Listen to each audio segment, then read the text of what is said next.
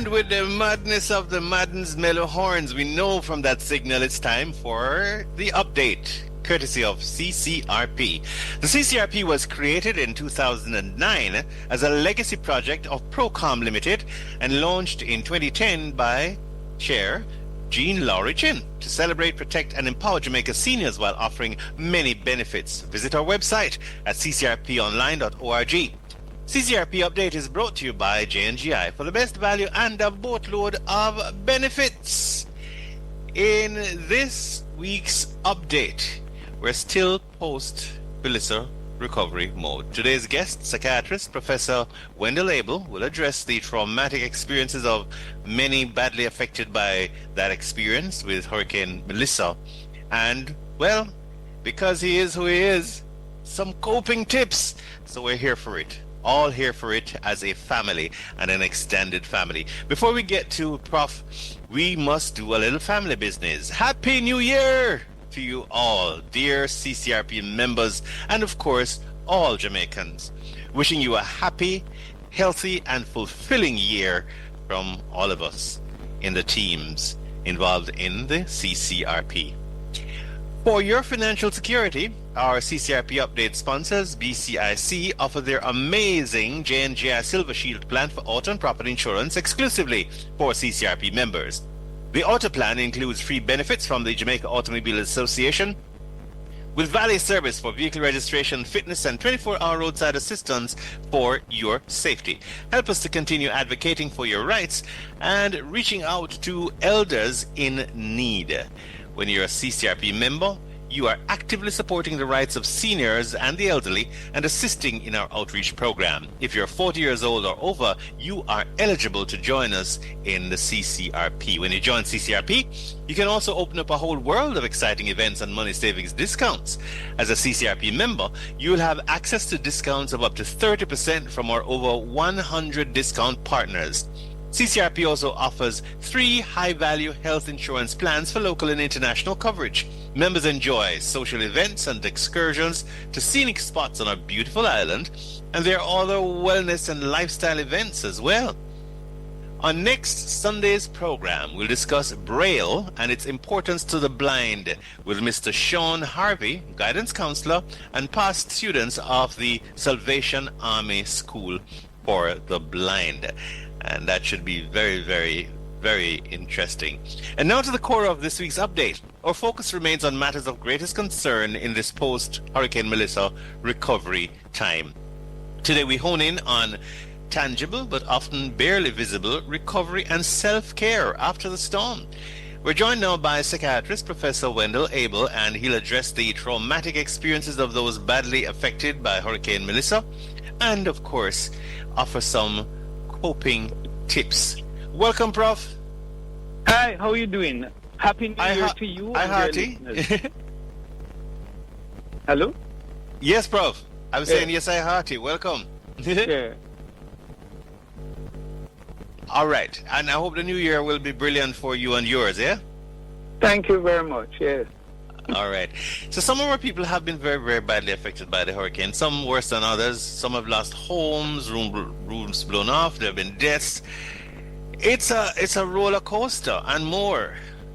Please talk to me in terms that are calmer than I will do it. And of course, informed about some of the emotional responses that are natural after such a shake. Well, you know, for some persons, what they experienced was a near-death experience. You mentioned, apart from the fact that some persons have died and some persons are close to persons or have been close to persons who have died, many persons who actually went through the experience have reported just being in their homes and just experiencing the violent force of wind, roof lifting, persons being flooded out with water reaching their chest, or people having to swim in their homes, holding on to doors, some people having to take refuge on the rooftop. You know, and unfortunately, a lot of persons who may actually be listening to us are not some of the persons who have been affected badly, because many persons still have no electricity and telecommunication contact. Many of the people who may be listening to us are persons who might have been least affected. But even those persons who have not come in direct contact with the hurricane, yes, may be impacted just witnessing, or, you know, by just viewing things on social media or on the news, or being told off and listening to other persons' experience. That can also be traumatizing to persons. And, you know, we're speaking now weeks after the hurricane. Yes. And a lot would have changed in terms of people's emotional response. Like in the immediate aftermath of the hurricane, it was for many persons shock, disbelief. Many persons are still in a state of shock and disbelief, especially persons who have lost many things. Some persons, it's anger, and people have spoken to persons who have expressed anger with even God, you know. How could a sovereign God how could he have allowed something like this to happen to me? I have been serving the Lord, and look what has happened to me, my church, my community, you know. Mm-hmm. And what I'm saying is, lots of these emotional responses people are having are normal and natural and understandable, because we're still in a survival mood. Yes? And it's important for us to remember that we're still in a survival mode, although we're moving from that phase of relief into recovery. Many people are still dealing with these emotions, and for many persons,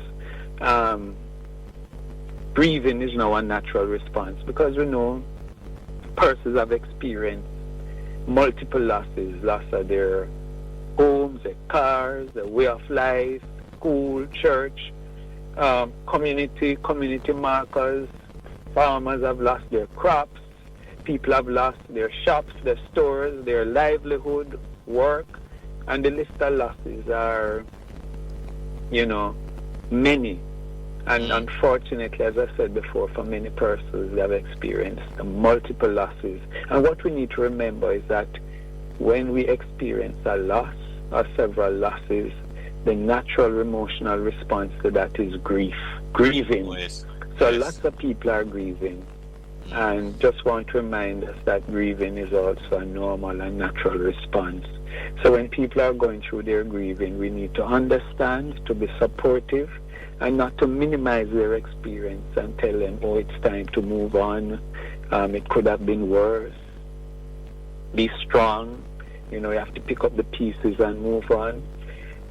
We have to understand that our emotional responses are normal and natural.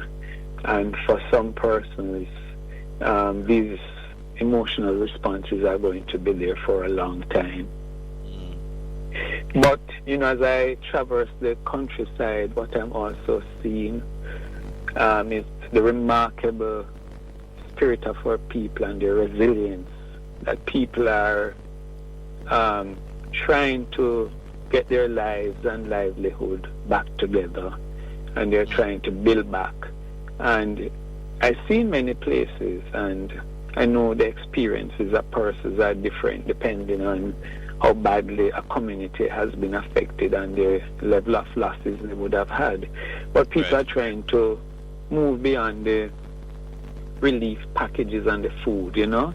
I've gone into community and people said to me, you know, we've gotten a lot of food. People have been supportive and we thank them. But we need to get our lives back together. We need to get our community back together. We have to get school open so the children can go back to school. We want to get back to work. And a major challenge you're finding is just restoring shelter. And you see many communities, people have put up some form of temporary shelter, maybe replacing roofing material that would have been destroyed. Some people, many persons are using tarpaulin and so on. But shelter is very important, because if you have your shelter intact, it means that you can huddle together, get your family back together. even under difficult circumstances, but you're able to restore some sort of stability as best as possible. And, research coming out of Hurricane Katrina in the USA showed that having shelter, yes, was a predictor in terms of whether people would go on to develop other long-term mental health problems. So that is why it's so important at this stage for us to be working with communities, to people, to get back some sense of normality and to be able to get some safe shelter, even if they're not able to replace their roof right now, but to be able to have a safe shelter so that you can go to bed knowing that if it rains you may not get wet and your home won't be flooded out and so on.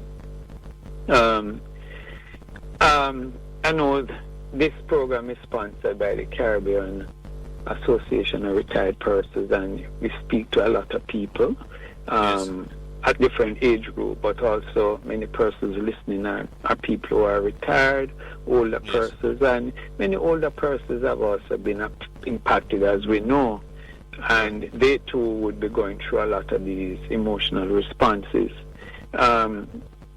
What we do know is that prior experience with a hurricane helps you to be more resilient because you would have gone through all of that before, but older persons have been affected in special ways, and many of them have lost, many older people have health problems, and not to say that younger people do not have health problems, but they would have been badly affected to the extent that they have lost their medication, their clinic appointment, them probably not able to make, and so your blood pressure or diabetes may be out of control or any particular condition. And we have to ensure as best as possible that we can restore some sense of normality to the health services, which is being done in many areas, but to encourage people to contact their health provider as quickly as possible so that things can be sorted out. We take a lot of things, persons who've not been badly affected may take a lot of things for granted. So papers and important documents such as your National Health Fund card may be lost.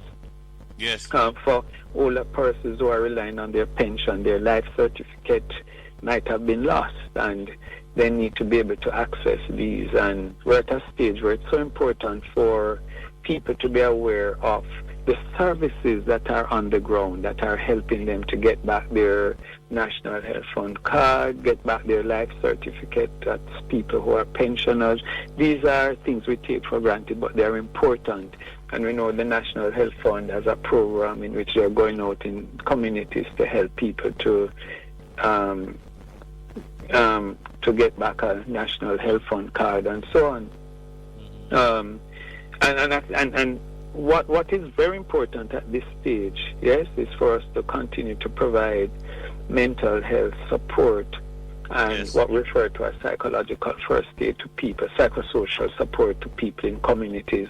But an important part of that response is also to provide information and to connect them with resources that may make a difference in their lives. So for example, somebody who might have been a contributor to the National Housing Trust, we have to get out there to provide them with the information in terms of the services that may be and the resources that may be available to them at this point in time to help them to rebuild in this important process of recovery. So information is a critical at this point in time to help people through the recovery process. So for those of us who really have a social conscience, for us to make the effort to ask the questions like, I can't diagnose, but what are some of the things that might prompt me to say, can we, set up a doctor's appointment to see, because there might be something to do with depression, PTSD, something might be in there that needs to be looked after. I don't have the skills, but if I see this, maybe it's one of the because you don't want to have them all over the place, but you want to make sure to kind of lovingly guide those towards the sources of help that might be professional sources of help as quickly as possible. And thank you for raising this point because it's an important point. You know, I remember in the early phases of recovery, one person was quoted in the newspaper saying that people were distributing packages and nobody paused to ask, how are you doing? And to all of us, and you know, this country has been remarkable. We've shown the best of ourselves by reaching out to family, friends, and members of our faith community who have been affected in some of these areas. We've done a great job. But just to remind us as we connect with people, and encourage us to continue to do that, because this is a phase when a lot of people will stop connecting with people, you know, New Year, Christmas gone and all of that stuff. But as we connect with people, just pause and remember to ask, how are you doing? It's so important. And following on that question is, how can I help? And when we ask that question, don't throw a blank question like, how can I help? Because people may be so overwhelmed, they don't know where to start. I don't have no food, I don't have any clothes, my stove wash away, I don't have any roof. They're overwhelmed. And sometimes you can guide them by saying, can I help by getting you some clothes? Can I help by helping to repair your roof? Can I help by contacting the National Health Fund or Housing Trust to see how we can assist? You know, so try to be specific when you make an offer. How can I help? To make some suggestion in terms of how you may be able to help. It's also important as we interact with people, it's important for us to acknowledge their feelings and to validate their feelings. Yes, so somebody's telling you that they're in distress and they're grieving, don't say things like, but hurricane passed a long time ago, it's time for you to move on and be strong. Yes, that's minimizing people's feelings. Just acknowledge and say, yes, it's understandable that you're still feeling this way, that you're sad, that you're grieving. What happened was a terrible experience, and I'm here to support and help you through these difficult periods. Don't tell them, you know, boy, you should be fortunate because you only lost a door or two windows. Look down the road, how many people have lost their roof. What we're doing is comparing people experience with others, and it might not be an appropriate thing to do. And I know a lot of us are religious, and this one might be controversial, but just avoid saying things like God knows best, or you know, you have to be grateful that this is where you are and thank the Lord that you're still alive. It may be true, but it might be insensitive to be saying something like this to somebody who is suffering and who has experienced a lot of losses, still house leaking, don't know where to, they're probably out of a job and that sort of thing. So we have to be very sensitive how we engage people and what we say to them, you know? When you talk about that, I'm a practicing Christian myself, and some of the times I said to them, the WWJD is not just a bracelet. What would Jesus do? I never seen nowhere in the Bible, back way, front way, side way, where Jesus wild up anybody who's vulnerable. It's very, very, very, it was the heart issues that get the clap. That's correct. You know, but it don't matter. The one them who them have all kind of sore all over them, all kind of things that we skin up with nose after. And there was all love. So why we think we can pick and choose and decide who must grieve, how long, and who not? That's correct. Right. That's such an important point, that we have to allow people to process their emotions and to grieve in their own time, at their own pace, right? And plus, there's no Jesus right or wrong way there's a to reason do why. that. It's demonstrated that it is legit. You pour out your grief in a particular way. And it might be weeping, it might be sadness, it might be whatever you're going through. Yeah. And you put it mildly, it may be weeping, but it could also be bawling or hollering, right? You don't call bawling, belly bottom call bawling, because sometimes that's the only thing that can get it off of your stomach. That's right. There's no right or wrong way, and we have to allow people to grieve in their own way and to be very respectful of that. So thanks for supporting that and expanding on it. You know, that is so true. But you know, the other day I was listening to somebody at a conference, and they said it quite nicely. They said, look here, if we're going to help people to recover, we have take care of the psychological issues, right? And I'm glad we're having this discussion, because by now I think for many of us realize that the road to recovery is going to be a long, long, long one. But I'm very happy to see that people have started that in their homes and in their communities, in their churches and so on. And what we can all do is to not abandon our friends, our families, communities at this time, you know, but to remember that they're going to need us for a long time, and for us to continue to support as best as we can.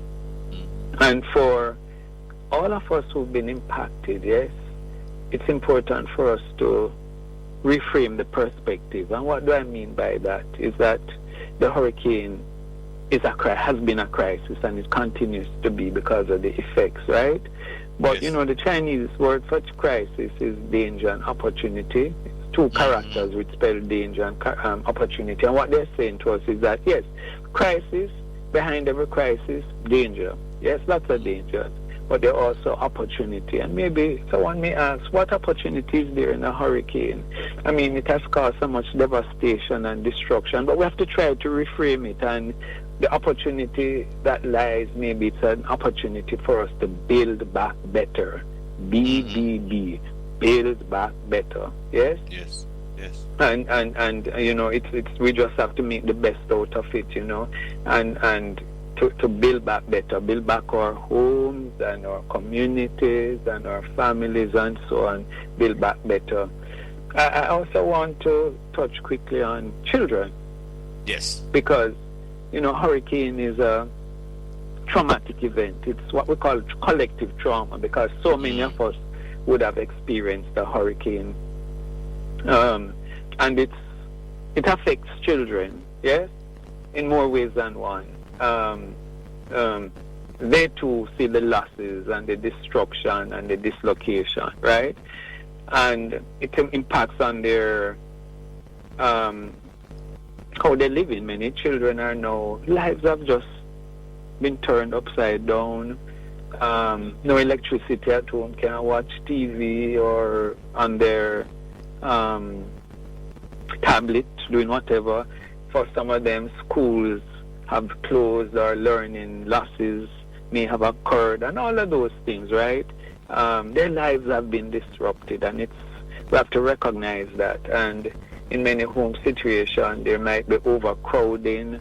Parents are themselves probably getting depressed and traumatized, and these things may lead to emotional, physical abuse within the home environment, or even neglect. And in some instances, especially where there's overcrowding or electricity in the house, children may be at risk for sexual abuse. Yes. And because of that, a hurricane is classified as one of the ACEs, what we refer to as adverse childhood experiences, yes? And it can cause long-term trauma. I mean, short and long-term trauma for children. And so we have to watch out for these issues and ensure that we're protecting the children, and to ensure that we restore some sense of normalcy to their lives, and encourage them to talk about their problems, you know, ask them how they're feeling, yes? And help them to work through the emotions, and to watch out for signs of distress. And what we need to remember is behavior. Children show us before they tell us when they are in distress, when they're experiencing trauma, because behavior is the language of trauma. And so we have to watch out for the behavioral changes. The child who used to be calm and quiet, who has gotten restless and probably aggressive, getting into fight, or that child who was energetic and alive, who has just gotten quiet, right? Maybe indicating that this hurricane is impacting on them in a very traumatic way. The child who may revert to previous behavior, like wetting bed, sucking their tongue, or clinging on to parents, yes, getting frightened when they hear the wind or the rain falling. Yes, you have to look out for these behavior changes, and to understand that the children are also in a survival mode. And as I say, to sit with them and, you know, ask them to share with us how they're feeling. In Caribbean society and Jamaican society, we don't do this enough. And where we have difficulty doing things like that, you may work with them and help them to sit down, to draw, to engage in games and play activity, because this is how children work through a lot of their emotions and their pain. And I'm glad the Ministry of Education is making every effort to ensure that as many schools are open for the next term, because some children have not had the opportunity to return to school since the hurricane. Right. So it's just an appeal to parents to sit with the children, be patient with, help them to process their pain and their emotions, and help do as best as you can to return some sense of normalcy to their lives. And for adults, we also have to watch out for adults who may be having signs of emotional distress. Common signs are feelings of depression, having problems sleeping at night. We worry about things like what we call post-traumatic stress disorder, where you may be finding that you may be reliving the hurricane experience, having flashbacks and feeling depressed and anxious. One of the good things about mental health problems after disaster is that the majority of us won't develop mental health problems. We may have emotional responses, as I described before, such as the shock, the disbelief, and the anxiety. But with time, most of us will recover and move on. But some people may have some long-lasting emotional responses, right? And if you see these emotional responses are affecting you to the point where you're getting very tearful, you don't have the energy to do your work, you're not sleeping well at night, you can't function on the job, then these are signs of serious distress, and you want to seek professional help. We built in a bit of extra time because we wanted to take it a little bit more deliberately, but I think we kind of well overshot the runway. So I have to thank you so much for your patience and your time and your expertise and all that. And thank you, and you have a wonderful year. I know it's going to be a great year for you and your listeners. Good. And just remind us, as the sun rises, Jamaica shall rise again. Definitely. Mindful, heartfelt thanks, Psychiatrist Professor Wendel Abel, dropping off some pearls of wisdom and timely counsel on the update today. Keep well, everybody. Until next Sunday at 3 for all things CCRP, visit our website, ccrponline.org, our YouTube channel, CCRP Jamaica. Remember, you touch for to join us. No lay straight away. Make a gift of it. What do you say? Insights galore, networking, exciting events, money savings, discounts, up to 60%. Build connections, never feel alone. Keep informed before retirement hits and right throughout the best of your best life. CCRP Update brought to you by J&GI. Contact Gallagher Insurance Brokers or J&GI for the very best value and a boatload of benefits.